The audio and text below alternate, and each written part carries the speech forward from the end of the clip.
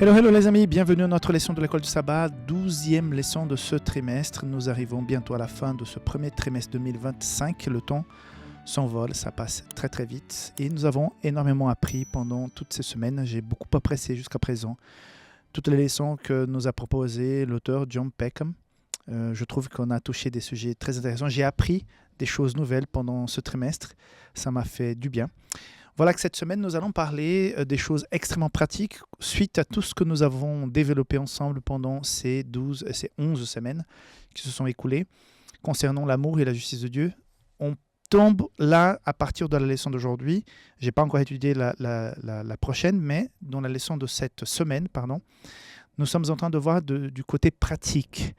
Une fois que nous avons compris l'amour et la justice de Dieu, quel est l'impact dans notre vie? C'est de cela qu'il s'agit. La leçon de cette semaine.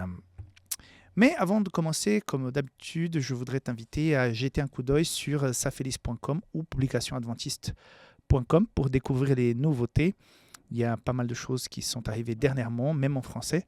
Et donc, je voudrais t'inviter à visiter notre page et annoncer qu'au mois d'avril, nous avons la semaine qu'on appelle Safelis Online. Dans cette semaine, tous les prix, mais c'est vraiment, effectivement, c'est pas, on ne va pas augmenter les prix pour les faire semblant qu'ils baissent, mais vraiment, c'est des rabais effectifs sur les prix. Donc, on va bientôt sur la communauté WhatsApp et sur la communauté sur YouTube, sur les publications de cette communauté, mettre en ligne donc, le catalogue en français où tu pourras trouver donc, tous les produits qui seront en fait, tout le site est moins cher. En fait, on met un rabais pratiquement généralisé, sauf les Bibles missionnaires et les petits livres missionnaires comme Le meilleur chemin, qui sont déjà en promo toute l'année, qui ont des prix vraiment très, très intéressants.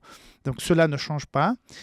En plus, si on achète des cartons de Bibles missionnaires et de livres d'évangélisation, le rabais ne s'applique pas parce qu'ils sont déjà au minimum syndical.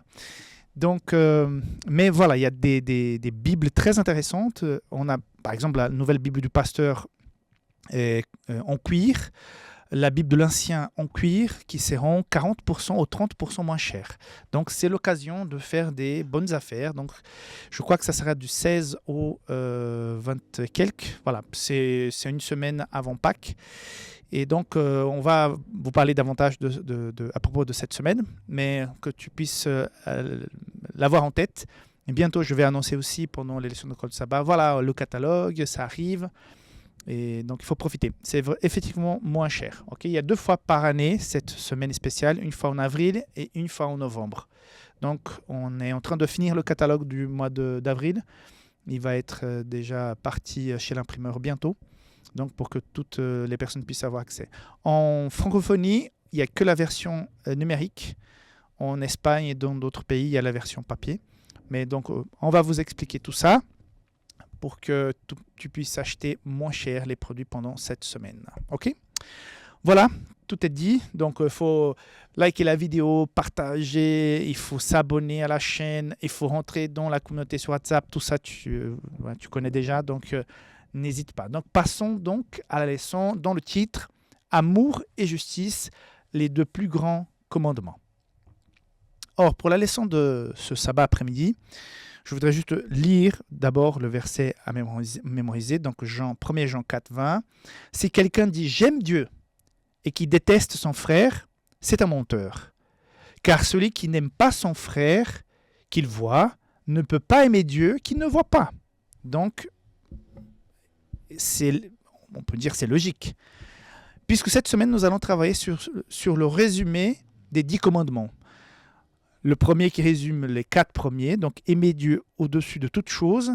Et le deuxième qui va résumer donc les 6 autres, aimer son prochain comme à soi-même.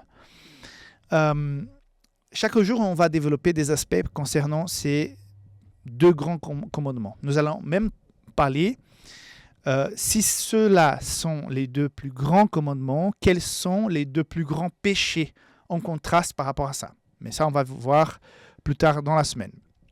Pour cette introduction, je me suis rappelé de quelque chose qui démontre à quel point, même quand on décide d'être bon, ça peut coûter quelque chose. Ce que je voulais dire, c'est qu'à partir du moment qu'on aime la justice, on va se sentir touché quand on voit l'injustice. Et si on aime Dieu, on ne peut pas rester passif, on va faire quelque chose, on va vouloir s'impliquer. À titre d'exemple, une fois, quand j'étais déjà ici en Espagne, il y a 2 ans, ça fait déjà 2 ans et demi que je suis là, je rentrais à la maison et sur la route, je vois un couple dont le mari est en train de taper sa femme. Bon, je me suis dit que c'était sa femme. Et là, je suis avec ma fille, on passe, on voit ça, elle me regarde et j'ai l'intention de poursuivre en disant « De quoi je me mêle ?» Mais Roxane, ma fille, m'a dit « Mais papa, il faut aider le prochain !» Et là, je me suis dit « Mince, c'est vrai !» Parce qu'on a cette tendance de ne pas vouloir nous rentrer dans la vie des autres, mais sur la voie publique, si un homme est en train de taper une femme, il faut faire quelque chose. Et donc, je fais demi-tour avec la voiture. Et là, je rentre dans une situation assez inespérée. Finalement, après avoir constaté que l'homme ne portait pas de couteau ni de rien, je sors de la voiture pour essayer de le calmer. Donc, il va se prendre à moi. Et là, je vais devoir donc l'empêcher de se prendre à moi, de se prendre à ma fille. Donc, il était alcoolisé, peut-être, je ne sais pas, drogué. Et finalement, je dois le retenir au sol. Mais j'ai eu le temps avant ça d'appeler la police en attendant que la police arrive. Mais la police a mis beaucoup trop de temps à mon avis pour arriver. Je crois que ça a duré 5, 6, 7 minutes, mais quand tu es dans ce genre de situation, c'est long. Donc, finalement, je dis, monsieur, je vais vous lâcher, mais calmez-vous. La femme pleurait et tout. Finalement, il dit, non, c'est bon. Et quand je lui laisse se lever, donc il essaie de me frapper. Et là, je me baisse et je me suis dit, je pense que j'ai déjà fait ce que je devais faire ici. Et là, je dis, bon, il y avait d'autres personnes qui sont arrivées. Donc la femme était sur un côté avec des riverains qui sont sortis de leur maison parce que ça criait de partout. Et donc, d'autres messieurs sont arrivés pour retenir ce monsieur qui était alcoolisé. Je me suis dit, voilà, je pars. Mais quand je pars, les gens qui arrivent après coup ne comprennent pas la situation. La police arrive et ils disent, mais il se bagarrait avec un monsieur qui est parti avec une telle voiture. Et finalement, je suis en train de rentrer à la maison et tout à coup, je vois une voiture de police derrière moi. Ils demandent de sortir et ils veulent m'amener au poste. Et finalement, il leur arrive l'information comme quoi c'était moi qui ai appelé la police, j'ai défendu la dame. Et après, ils ont remercié en disant « Monsieur, merci, parce que plusieurs personnes passent, ils ne font rien, mais vous êtes investi, donc ils m'ont remercié. » Mais ce n'est pas à la fin. Après, je reçois un coup de fil. La dame, paniquée, a lancé son sac dans ma voiture. Je dois aller au poste pour lui ramener son sac. Là-bas, on me dit que j'étais témoin, donc je dois aller au tribunal. En Espagne, c'est 24 heures après, on est déjà devant le juge. Donc, je devais quitter mon travail le lendemain pour aller au tribunal pour témoigner concernant ça, mais que je devais signer une convocation qui serait prête à peu près à 4 heures du matin. Donc, la police est venue à 4 heures du matin chez moi pour que je signe un papier, pour que le lendemain à 11 heures, je sois devant le tribunal. Donc, j'ai dû changer mon agenda au niveau du travail. Bref, c'était vraiment quelque chose d'assez inespéré. Et finalement, le monsieur est condamné, il part en prison, mais 2 mois après ou 1 mois après, il y a un nouveau jugement. Je suis aussi convoqué pour témoigner à nouveau. Donc, juste pour vous dire qu'en voulant aider, je me suis engagé et ça m'a impliqué dans l'affaire. Et c'est vrai que c'est pas confortable. Après, tu te dis, mais qu'est-ce que je fais là-dedans? C'est qu'au départ, j'ai voulu aider. Et donc, j'arrive à cette conclusion. À chaque fois par exemple, quand on reçoit quelqu'un à la maison, quand on s'implique dans une association, j'ai récemment voyagé pour l'Afrique pour aider dans un projet humanitaire, on donne de son temps, de sa personne, et ça génère une implication. On va voir dans la semaine, par exemple, que Jésus a parlé au jeune homme riche pour lui dire, mais lâche toutes ces choses et suis-moi.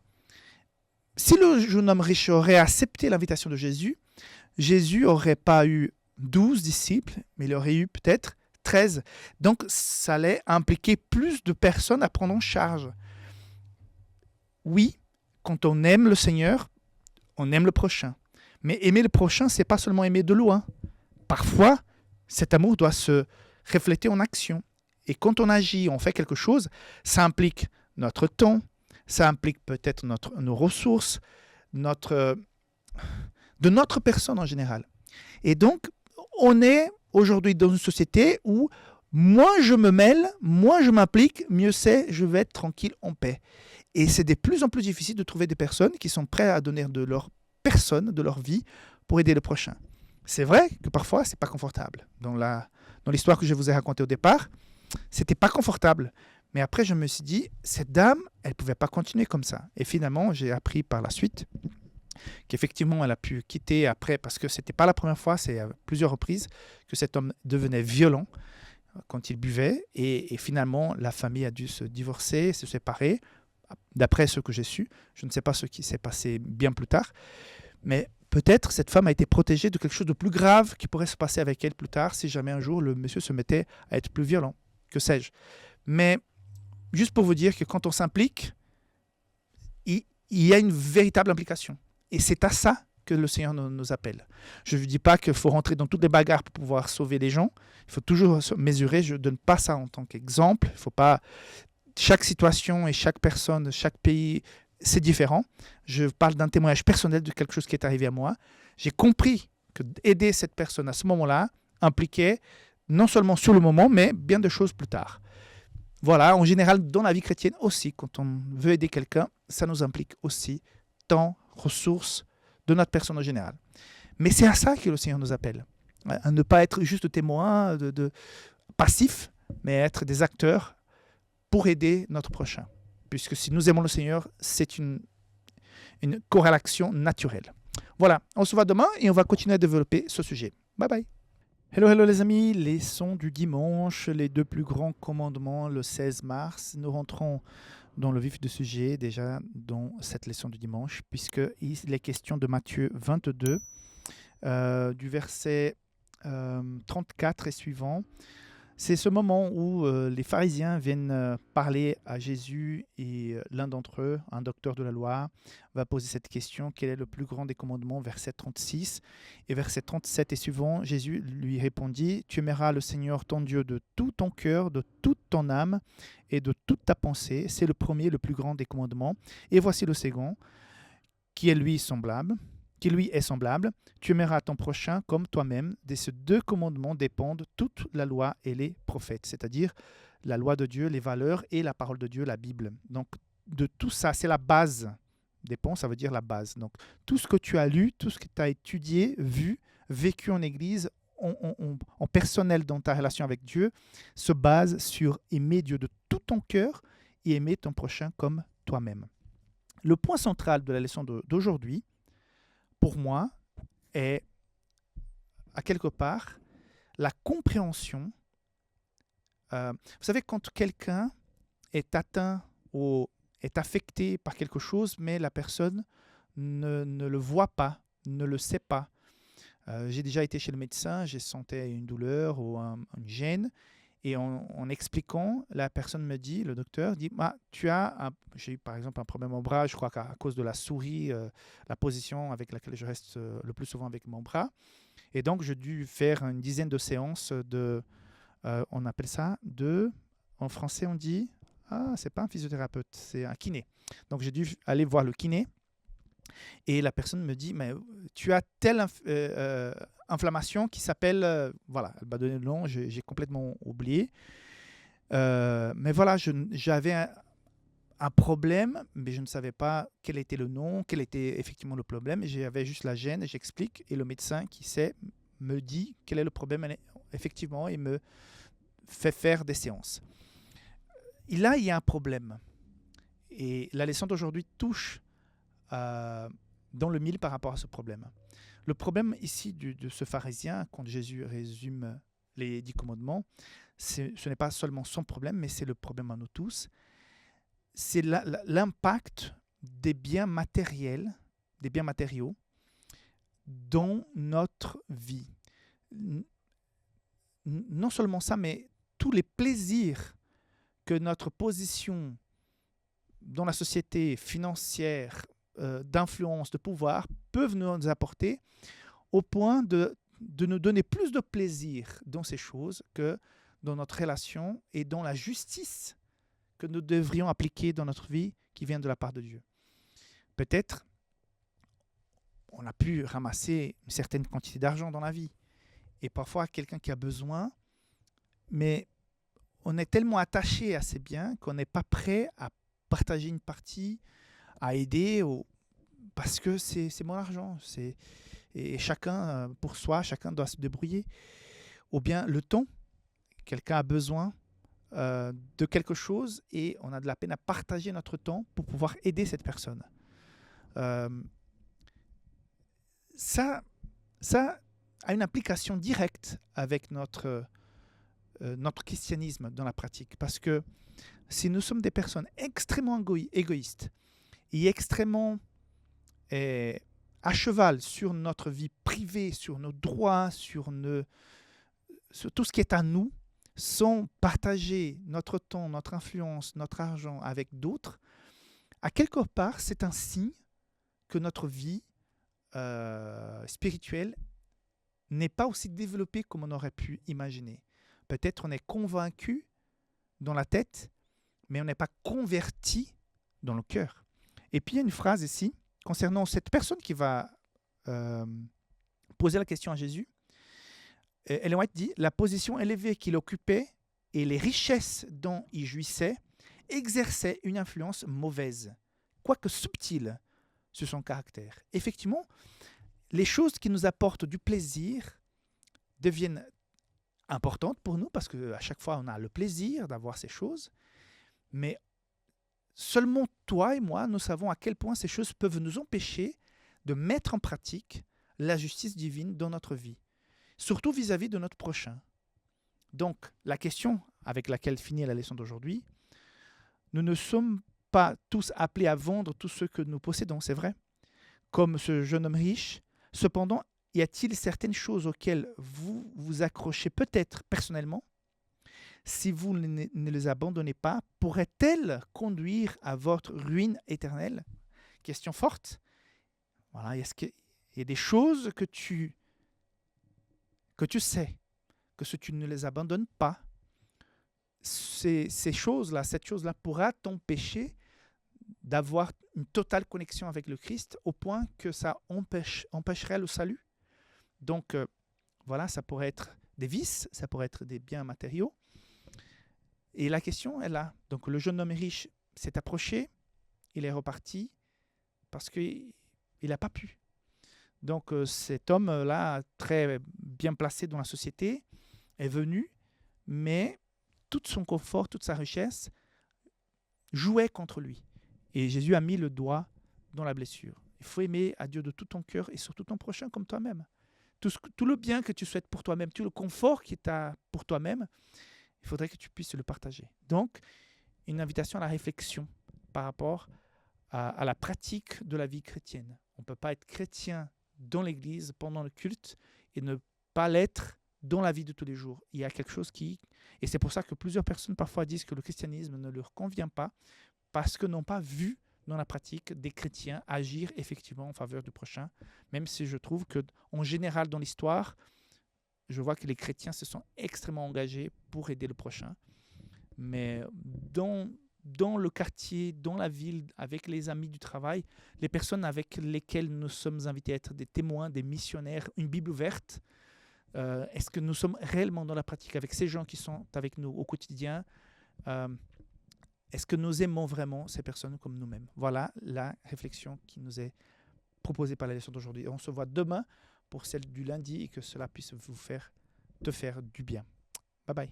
Hello les amis, bienvenue à notre leçon du lundi dont le titre « Les deux plus grands péchés ». Pour moi, c'est la plus belle leçon de la semaine, je pense. Lundi 17 mars, et nous avons deux versets qui sont puissants. Zacharie chapitre 7, versets 8 et 9 et 10. La parole de l'Éternel fut adressée à Zacharie en ces mots. Ainsi parlait l'Éternel des armées. Rendez véritablement la justice et ayez l'un pour l'autre de la bonté et de la miséricorde. N'opprimez pas la veuve et l'orphelin, l'étranger et le pauvre. Et ne méditez pas l'un contre l'autre le mal dans vos cœurs. À quelque part, le prophète est en train de recevoir un message qui est transmis donc à son peuple concernant cet élément essentiel qui est la conséquence suite à l'amour de Dieu que nous avons reçu, qui est le fait de pouvoir partager cet amour en action vis-à-vis de notre prochain. Donc nous avons ici, dans la leçon de cette semaine, cette inquiétude d'exprimer, de renforcer les deux plus grands commandements, qui est celui d'aimer Dieu au-dessus de toute chose, mais aussi aimer son prochain. Par contre, la leçon d'aujourd'hui nous propose aussi quels sont les deux plus grands péchés. Si nous avons les deux plus grands commandements, on peut se dire qu'il y a aussi deux grands péchés.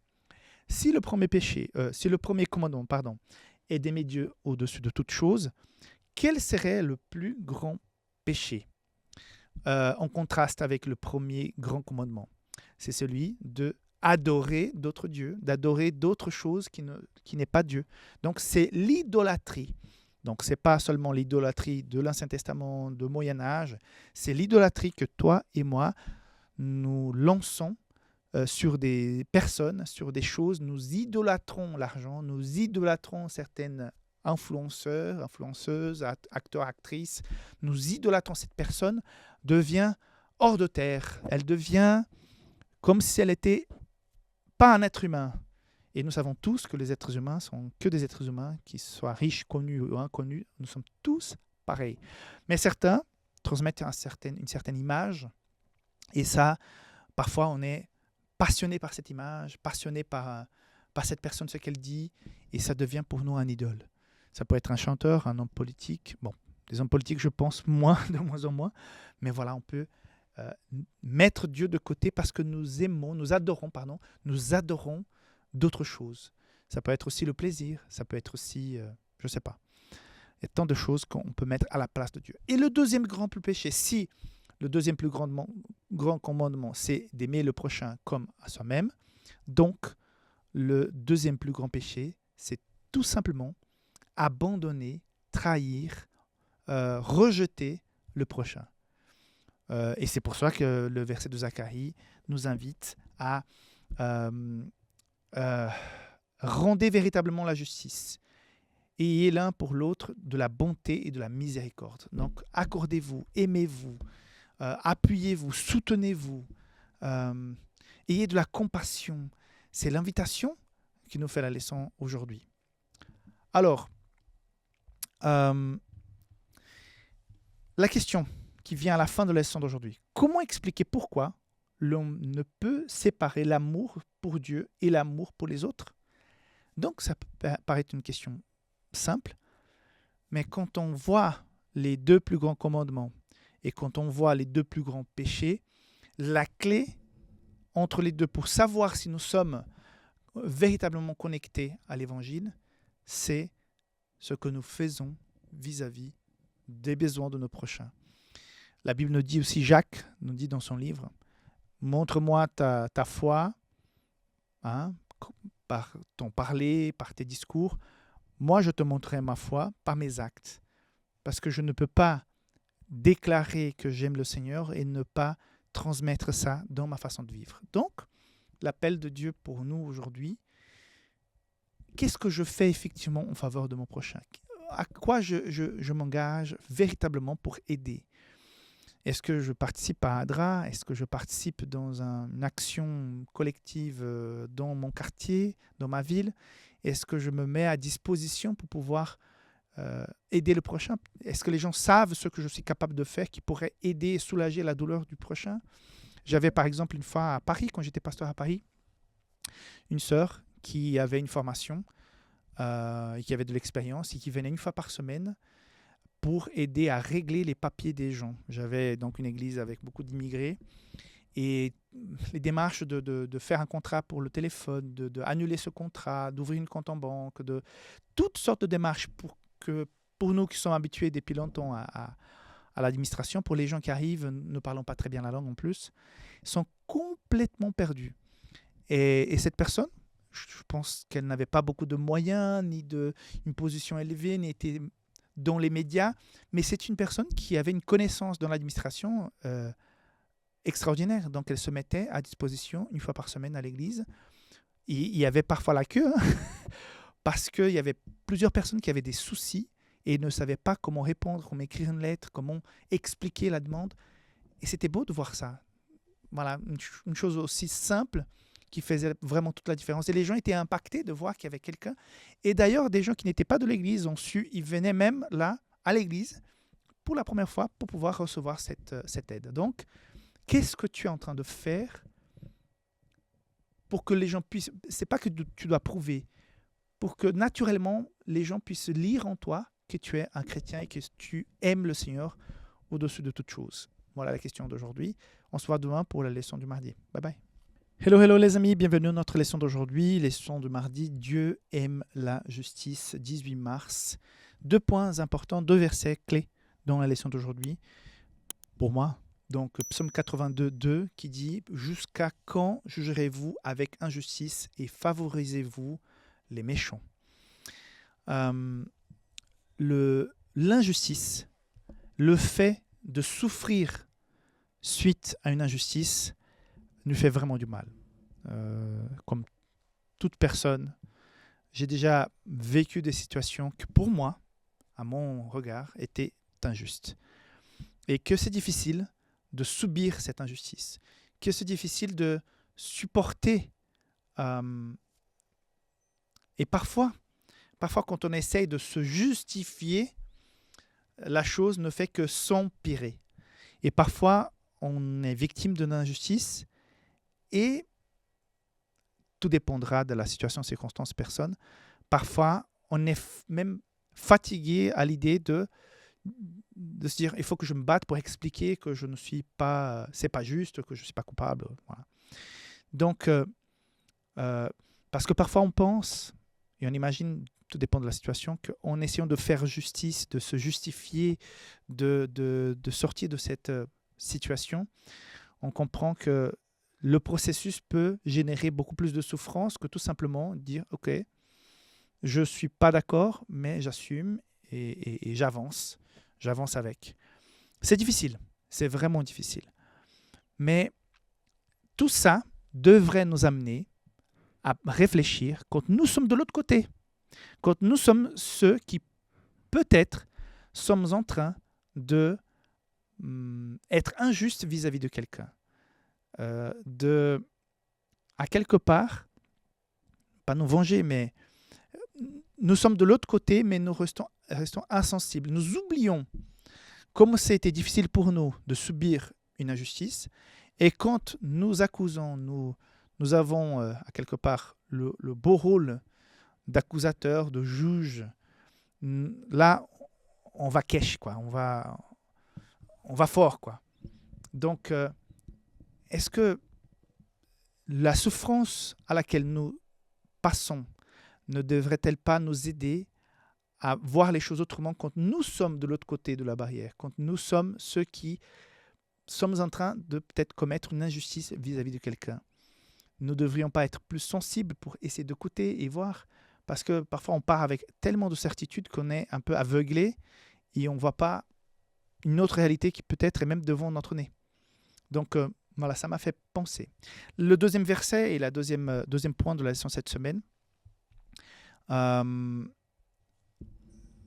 il est dans le verset de Michée 6.8. Il t'a déclaré, ô homme, ce qui est bon. Et qu'est-ce que l'Éternel recherche de ta part? Sinon que tu fasses ce qui est droit et que tu aimes la bonté et que tu marches humblement avec ton Dieu.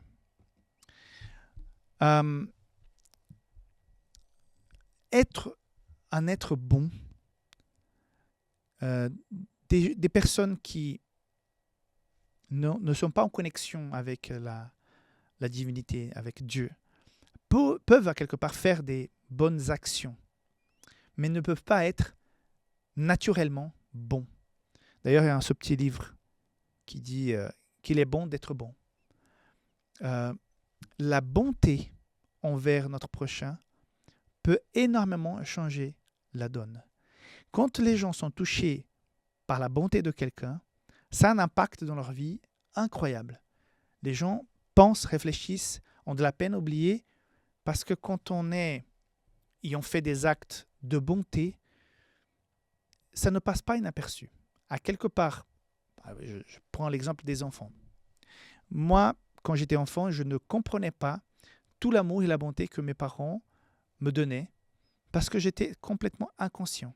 C'est plus tard, quand je suis devenu papa, quand je me suis marié, je suis devenu papa, quand mes enfants ont commencé à grandir, j'ai vu l'impact et l'implication qui signifie avoir un enfant, devoir s'en occuper, l'élever, lui donner à manger, à vêtir. Donc, plus tard, j'ai compris, waouh, j'étais dans le déni total. Je ne voyais pas que c'était aussi puissant avoir un enfant. Donc, la bonté, parfois, au moment où on l'a fait, même les gens ne se rendent pas compte. C'est plus tard que peut-être, sinon la personne, mais Dieu sait, comment cet acte de bonté a été important. Donc, est-ce que tu es une personne de façon intrinsèque, bon ou bonne, dans ta façon d'aborder le prochain? Ça, c'est un point extrêmement important. Parce que je connais parfois, j'ai croisé des chrétiens qui sont des chrétiens, mais qui ont une tendance assez méchante dans leur façon de faire et de vivre. Leur première réaction n'est pas la bonté, c'est l'exigence, la critique, comment dire d'autre, la violence, on va dire. Et j'ai déjà vu des gens qui ont cette nature, qui ont tout de suite cette tendance, et on voit peut-être après, dans leur façon d'aborder la chose, de parler, on voit que la bonté commence à apparaître au milieu de tout ça, et la personne finit pour céder, changer d'avis et être moins accusatrice, mais que leur première tendance est toujours à la violence, à l'accusation, même si on est chrétien. Et c'est vrai que parfois non, en tant que chrétien, on doit être juste et droit. Mais dans la façon d'appliquer, de parler, d'aborder la chose, tout peut être perçu différemment quand c'est fait avec bonté. Donc aujourd'hui, dans la leçon d'aujourd'hui, nous invite à vivre dans la justice, même quand nous n'avons pas reçu la justice, quand nous étions dans la souffrance, mais nous invite, nous, dans notre sphère, à être juste avec notre prochain.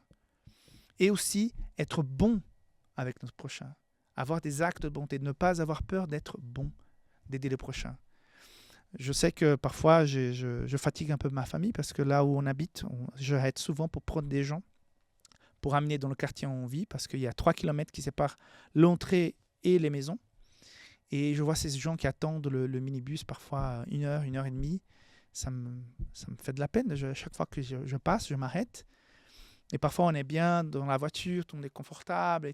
Et on prend quelqu'un qu'on ne connaît pas, qu'on doit faire la conversation. Je sais que ça peut gêner. Mais je dis toujours, je ne peux pas concevoir que j'ai une place dans ma voiture et passer et voir la personne qu'elle va attendre, je ne sais pas combien de minutes, et ne pas la prendre. Mais ça a un prix, ça a un risque aussi. Mais voilà, peut-être toi, tu peux dans ton sphère faire quelque chose de bon pour démontrer la bonté de Dieu dans les actions de tous les jours. Réfléchis. J'espère que tu vas trouver des choses et ça va avoir un impact dans ton entourage. Dieu te bénisse et on se voit demain pour la suite. Bye bye. Hello les amis, bienvenue dans notre leçon d'aujourd'hui, appelée à établir la justice. Quelle leçon riche aujourd'hui. J'ai marqué pratiquement tout. Il y a 3 versets clés importants dans la leçon d'aujourd'hui. J'aime beaucoup l'introduction, donc je me permets de lire l'introduction. Si jamais tu m'écoutes et tu ne peux pas avoir la leçon avec toi, tu n'as pas pu le temps de la réviser. Donc je te lis l'introduction. Les prophètes de la Bible ne cessaient de mettre en avant l'appel de Dieu à la justice dans la société. La Bible ne recule pas devant les questions de l'injustice et de l'oppression, mais elle les met en lumière. En effet, l'appel divin à juger était en soi un appel à établir la justice.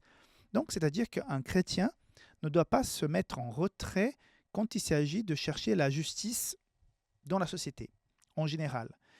C'est vrai que surtout moi en tant que pasteur, je ne publie pas, je ne commente pas publiquement mes avis politiques, mon avis sur l'économie. Quelque part, quand tu prêches, quand tu enseignes la Bible, tu as une certaine influence sur des gens qui sont autour. Ce n'est pas mon rôle d'amener la politique dans la prédication de l'Évangile. Par contre, en dehors de la prédication de l'Église, nous sommes invités aussi à nous engager pour la défense de la justice. Par exemple, moi, une chose que je n'arrive pas à comprendre, c'est vrai que c'est un droit aujourd'hui légal, même en France, je crois que ça a été mis dans la Constitution, ou c'est un autre pays, je ne me souviens pas. Mais j'ai de la peine à concevoir qu'un enfant de 8 mois qui est dans le ventre d'une maman, puis on puisse lui ôter la vie. Pour moi, c'est déjà un être humain. Donc, à mon avis, on est en train de mettre fin à l'existence d'une personne. Je défends ces valeurs et en dehors de l'Église, dans mon engagement social, je vais, entre guillemets, je vais me positionner par rapport à ça. Je pense que l'avortement n'est pas, sauf cas vraiment exceptionnel, n'est pas un fait anodin. Il y a un impact sur la société, sur la personne, sur toutes les personnes qui sont autour de ça. Et on voit que même physiquement, plus tard, ça peut impacter la maman qui aura peut-être du mal à avoir d'autres enfants ou qui aura donc gardera de séquelles. Et j'ai déjà pu travailler en faveur de ça vis-à-vis de certaines personnes qui voulaient avorter et qui finalement ne l'ont pas fait. J'ai forcé personne, j'ai argumenté, j'ai prié. Et finalement, aujourd'hui, je vois des gens, des jeunes qui sont tout à fait beaux et pleins de vie et qu'à un moment donné, leurs parents ont pensé à la possibilité de leur ôter la vie. Donc, voilà, comment ne pas s'engager par rapport à ça? C'est une injustice qu'on fait à un être sans défense. Et il y a aussi d'autres sujets importants. Et nous sommes invités à nous impliquer. Par contre, cette implication n'est pas dans la violence, n'est pas dans l'exagération, n'est pas au cœur de notre vie. Elle fait partie, parce que nous sommes en tant que chrétiens, on se positionne en défense d'eux, mais il ne faudrait pas non plus amener ces sujets, cette politique ou d'autres sujets politiques dans les sphères où nous sommes là en train de créer une relation spirituelle avec le Seigneur et de soutien mutuel.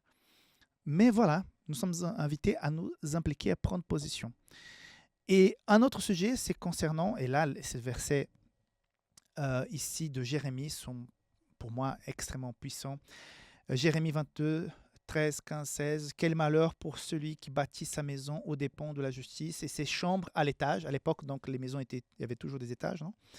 Et ses chambres à l'étage aux dépens de l'équité qui fait travailler son prochain pour rien sans lui donner sa paye. Donc, l'esclavage. On voit ici que la Bible se positionne contre l'esclavage. Mais on a eu des chrétiens, même des gens qui ont composé des chants que nous avons dans notre recueil aujourd'hui, qu'à l'époque, ils étaient des esclavagistes. Ont vécu une conversion et tal. Mais voilà, pendant longtemps, ils ont vécu ça. Et certains chrétiens pensaient que c'était normal. Mais tandis que la Bible nous invite à être juste, à ne pas exploiter. Et aujourd'hui, si tu es patron, responsable, ne pas exploiter les gens qui sont sous ta coordination, sur ta direction.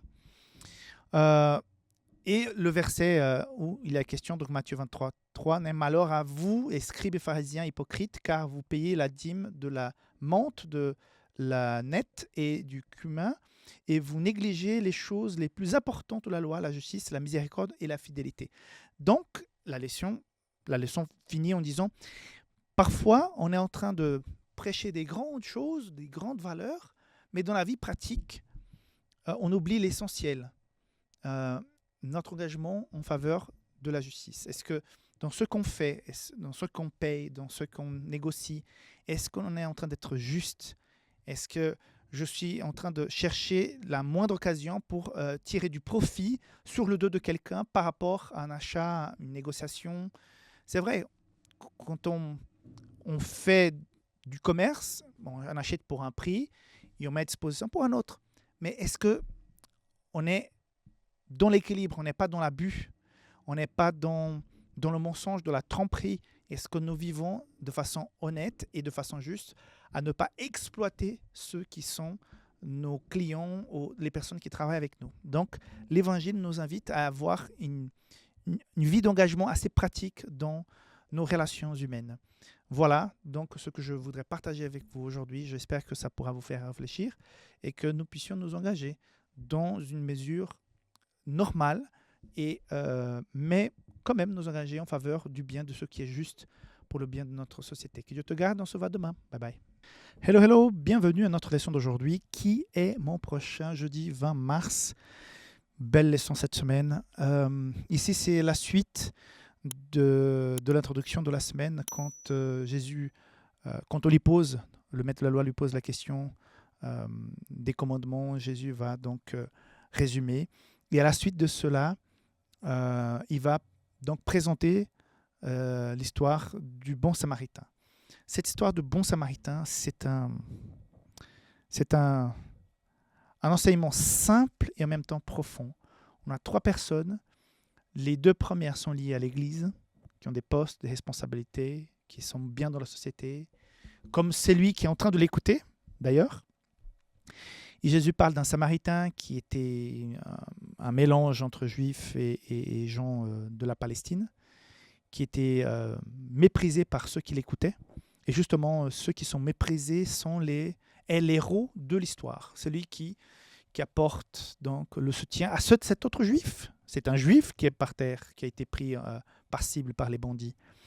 Et c'est cette personne indigne qui va être, à quelque part, celle qui a véritablement de la valeur, qui va prendre en charge le blessé, le soigner, l'amener dans cet hébergement. Et donc, la leçon d'aujourd'hui nous invite à comprendre que c'est exactement ce que Jésus a fait quand il est venu dans ce monde, ce qui est décrit dans cette parabole. Et c'est la même chose que Jésus nous invite à faire. Donc, dans le premier niveau, Jésus, il a fait ça. Jésus était le bon samaritain. Il a vu le péché, notre contamination, la situation, la galère dans laquelle nous allions nous mettre. Nous étions blessés par tout ça. Il est venu, il s'est arrêté, il est sorti de son lieu céleste, il est venu sur cette terre, il s'est fait homme, sans péché, mais il a énormément souffert pour nous sauver. Après, deuxième niveau inférieur, nous avons reçu cette bénédiction, nous avons reçu ce soutien, et Jésus maintenant nous invite à faire de même. Regarde ce verset de Psaume, ces 3 versets, de Psaume 146. Qui exécute le jugement en faveur des opprimés, qui donne du pain à ceux qui ont faim. L'Éternel met en liberté les prisonniers. L'Éternel ouvre les yeux des aveugles. L'Éternel relève ceux qui sont courbés. L'Éternel aime les justes. L'Éternel garde les étrangers.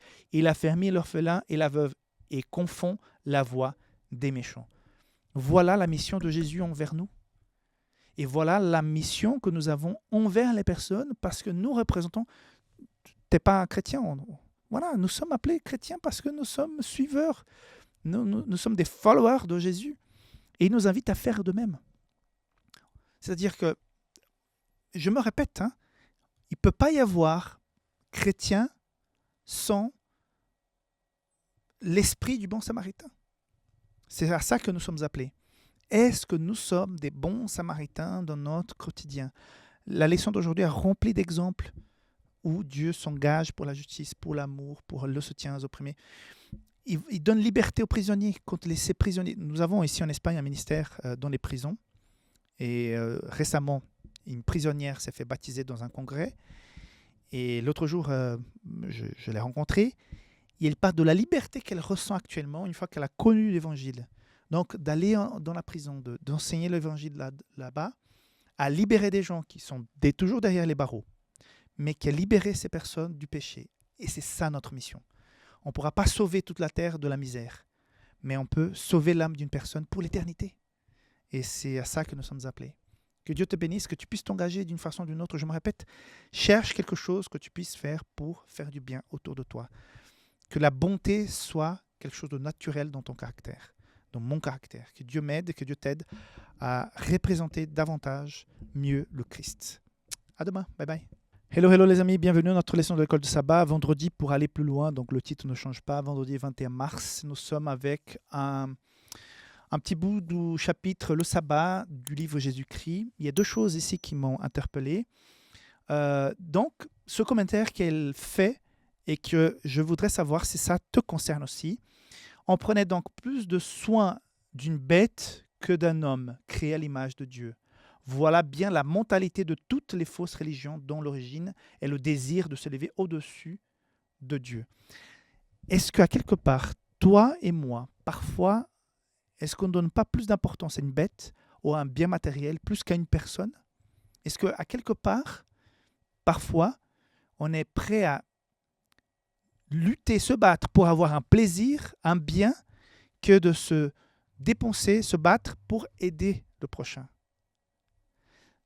Deuxième point qui est important, toute religion dénaturée apprend à ses adeptes à ne pas se soucier des besoins, des souffrances et des droits de l'homme. L'Évangile attribue la plus grande valeur à l'humanité qui a été créée et rachetée au prix du sang du Christ. Et il nous enseigne le plus tendre égard pour les besoins et les malheurs de l'homme.